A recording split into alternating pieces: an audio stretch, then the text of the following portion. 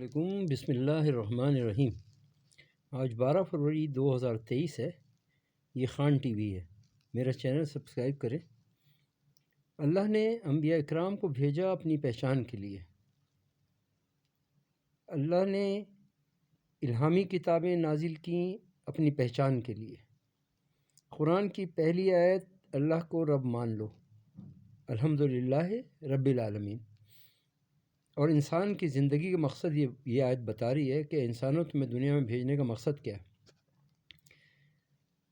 انسان کی زندگی کا مقصد ہے اللہ کی تعریف، اللہ کی بڑائی کو بیان کرنا، اللہ کی بڑائی کو تنہائی میں بھی بیان کرنا اور لوگوں کے درمیان بھی بیان کرنا۔ یہ مقصد ہے انسان۔ باقی رزق کا ذمہ تو اللہ نے لیا ہوا ہے، وہ ہر جاندار کو رزق دے رہے ہیں۔ ہم سمجھتے ہیں کہ تجارت سے، نوکری سے اور زراعت سے حاصل کر رہے ہیں، تو دوسرے جو جاندار ہیں ان سب کو بھی تو رزق مل رہا ہے۔ کون دے رہا ہے؟ اللہ دے رہے ہیں۔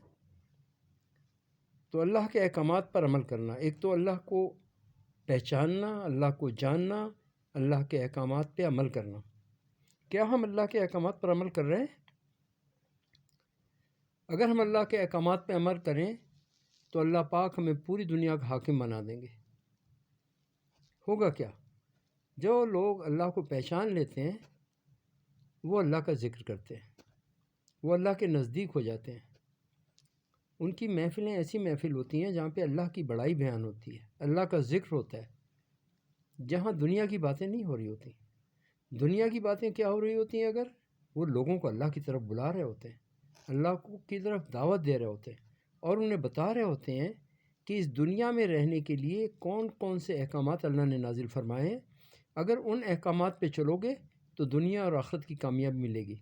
اور جناب رسول اللہ صلی اللہ علیہ وسلم کے طریقے بتا رہے ہوتے ہیں، ان طریقوں پہ چلو گے تو دنیا کی کامیابی ملے گی۔ حضور نبی کریم صلی اللہ علیہ وسلم نے دنیا میں زندگی گزارنے کا ہر عمل بتا دیا، یعنی چھوٹی سے چھوٹی بات بھی بتا دی۔ اگر آپ نے قمیض پہننی ہے تو دائیں ہاتھ پہلے ڈالنا ہے، یعنی یہ بھی بتا دیا کہ آپ نے چپل پہننی ہے تو دایاں پیر پہلے ڈالنا ہے، آپ نے جب مسجد سے باہر نکلنا ہے تو بایاں پیر جوتے کے اوپر رکھنا ہے۔ یعنی کہ گھر میں داخل ہونا، مسجد میں جانا، مسجد سے نکلنا، کھانا کھانا، سونا، ایک ایک عمل، سارے کے سارے عمل صرف جناب رسول اللہ صلی اللہ علیہ وسلم کے سارے اعمال موجود ہیں، لکھے ہوئے ہیں۔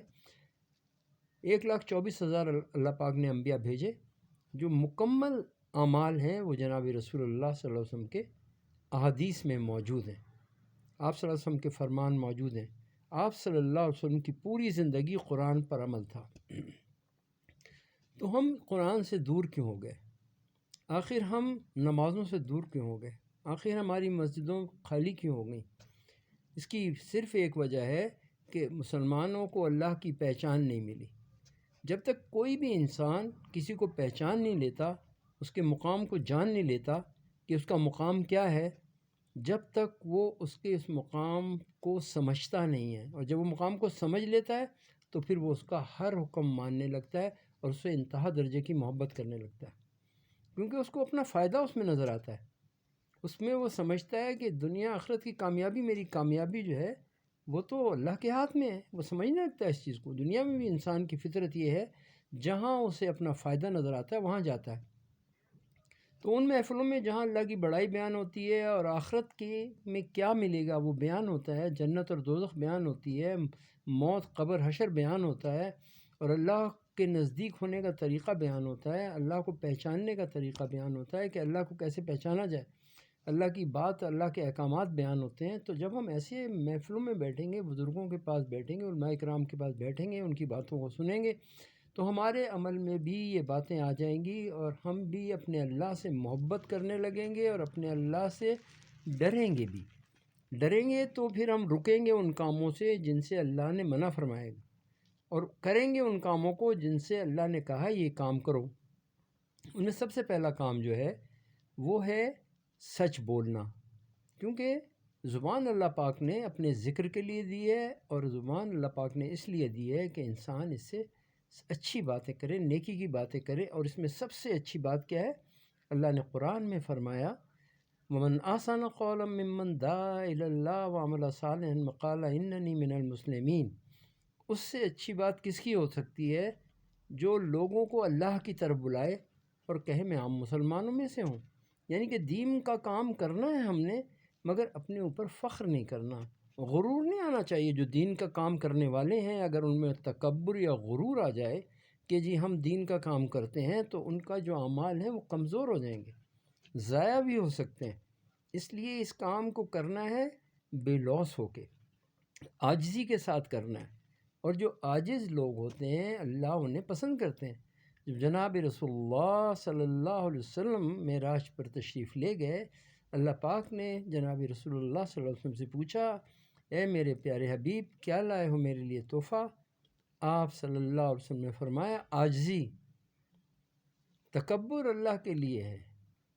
دیکھیں ہم اذان سنتے ہیں، اذان میں کتنی دفعہ اللہ اکبر آتا ہے، پھر ہم نماز پڑھتے ہیں کتنی دفعہ اللہ اکبر آتا ہے، مگر ہم نے تو اپنے اللہ کو پہچانا ہی نہیں، کیونکہ ہم اللہ کی بڑائی کو بار بار سنتے نہیں ہیں. ہم تو صبح اٹھتے ہیں، اپنے کاروبار میں اپنی نوکری پر چلے جاتے ہیں، اپنے کھیتوں میں چلے جاتے ہیں، پھر سارا دن دنیا کی باتیں کرتے ہیں. ہماری پیدائش کا مطلب اور ہمارے مسلمان ہونے کا مقصد یہ نہیں ہے. ہمارا تو مقصد ہے دو کام کرنے ہیں جو اللہ نے وحی کے پہلے لفظ میں بتا دیے. وہ لفظ کیا ہے؟ اقرا، علم حاصل کرو. اب علم کون سا حاصل کرو؟ دین کا علم حاصل کرو اور دنیا کا علم. یہ دونوں علوم مسلمان نے حاصل کرنے، اور عورت مرد بوڑھے بچے سب نے حاصل کرنے. اس لیے کہ جب ہم دین کا علم حاصل کریں گے ہمیں اللہ کی پہچان ہوگی، اللہ کا مقام پتہ چلے گا، تو ہمارا کردار بنے گا اور ہم آخرت کی تیاری کریں گے. اور دنیا کا علم اس لیے حاصل کرنا ہے کہ اللہ نے مسلمانوں کو اس دنیا میں بھیجا ہے انسانیت کی خدمت کے لیے. آج ساری کی ساری چیزیں جو ہیں دوسرے ممالک سے ہم منگاتے ہیں اپنے ملکوں میں، چاہے وہ کتنے بھی امیر ملک ہوں، جن کے پاس اربوں روپیہ ہے، سونا ہے، چاندی ہے، ساری دنیا کی چیزیں ہیں، مگر وہ ساری کی ساری چیزوں کے محتاج ہیں. اگر باہر سے شوگر کا آلہ بند ہو جائے تو محتاج ہیں، اگر بلڈ پریشر کا آلہ بند ہو جائے محتاج ہیں. جتنی میڈیکل سائنسز کی مشینری جتنی ہے ساری کی ساری باہر سے منگائی جاتی ہے، کیونکہ انہوں نے یہ سوچا ہی نہیں کہ ہم نے بھی انسانیت کی خدمت کرنی ہے، ہم نے بھی اللہ کی مخلوق کی خدمت کرنی ہے. اور حضرت عمر رضی اللہ تعالیٰ نے کیا فرمایا تھا جب آپ خلیفۃ المسلمین تھے؟ آپ نے فرمایا اے عمر، دریائے دجلہ کے کنارے اگر ایک کتا بھی بھوکا مر گیا تو اس کا تجھ سے حساب ہوگا. کتنی بڑی بات ہے. آج ہماری سوچ یہ ہے ہی نہیں. حضور نبی کریم صلی اللہ علیہ وسلم نے فرمایا کہ 40 گھر جو ہے وہ مسلمان کا پڑوس ہے. اب 40 گھر آگے پیچھے دائیں بائیں، 40 گھر ہمارے پڑوس ہیں. کبھی ہم نے سوچا؟ کیا ہم ان لوگوں کو جانتے ہیں؟ کبھی ان سے جا کے ملتے ہیں؟ کیا اللہ کے رسول صلی اللہ علیہ وسلم نے فرمایا کہ سلام کیا کرو اور کھانا کھلاؤ، تو کیا ہم نے اس پہ عمل کیا؟ ہم ایک مہینے میں کتنے لوگوں کو کھانا کھلاتے ہیں؟ ہفتے میں ایک دن میں کتنے لوگوں کو کھانا کھلاتے ہیں؟ کیا ہم کھلاتے ہیں؟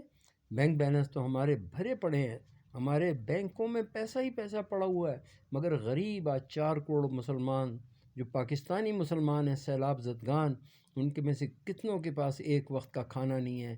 اتنی مہنگائی ہو چکی ہے، وہ آٹا نہیں خرید سکتے اپنے بچوں کے لیے. وہ سوچتے ہیں کہ کیا کریں، بھیک مانگنے پہ مجبور ہو گئے. وہ عورتیں، ہماری مائیں، ہماری بہنیں، ہمارے بچے بھوکے ہیں. 2 کروڑ 60 لاکھ افغان افغانستان میں بھوکے. یہ یونائٹڈ نیشن کی رپورٹ ہے، یہ میں آپ سے جو کہہ رہا ہوں یونائٹڈ نیشن. اور 10 لاکھ بچہ افغانستان میں مر گیا بھوک کی وجہ سے، اور آج بھی بچے مر رہے ہیں بھوک کی وجہ سے. کیوں؟ مال نیوٹریشن ہے، کھانے کے لیے نہیں ہے. آج مسلمان یمن میں مر رہے ہیں بھوک کی وجہ سے. کتنے پریشانی کے حال میں آج مسلمان ہیں. عراق تباہ ہو گیا، شام تباہ ہو گیا، لیبیا تباہ ہو گیا. افغانستان میں 50 لاکھ مسلمان شہید ہوئے، 30 لاکھ بیوائیں، 50 لاکھ بچے یتیم ہوئے. ہم کبھی سوچتے ہیں کہ ان کی مدد کریں؟ ہم مدد کرتے ہیں؟